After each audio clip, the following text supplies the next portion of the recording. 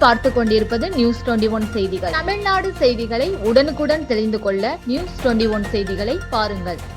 ராணிப்பேட்டை மாவட்டம் ஆற்காடு பாலாற்றங்கரை ஓரத்தில் உள்ள ஸ்ரீ வரதராஜ பெருமாள் ஆலயத்தில் கருட சேவை நிகழ்ச்சி வெகு விமர்சையாக நடைபெற்றது.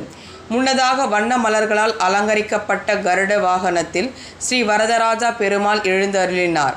இதன் பின்னர் தோளில் சுமந்தபடி கோவில்களில் இருந்து முக்கிய வீதியில் வலம் வந்த ஸ்ரீ வரதராஜ பெருமாளுக்கு வீதிகளில் உள்ள பக்தர்கள் ஆரத்தி காட்டியபடி வழிபட்டனர்.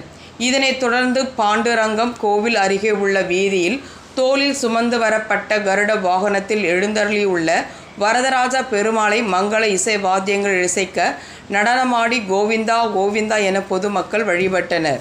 இந்த கருட சேவை நிகழ்ச்சியில் பக்தர்கள் தத்ரூபமாக வரதராஜ பெருமாளை வேடமணிந்து நடனமாடியும் வீதிகளில் வலம் வந்தனர். இந்த நிகழ்ச்சியில் ஏராளமான பக்தர்கள் பங்கேற்றனர். நியூஸ் 21 செய்திகளுக்காக பாஸ்கர்.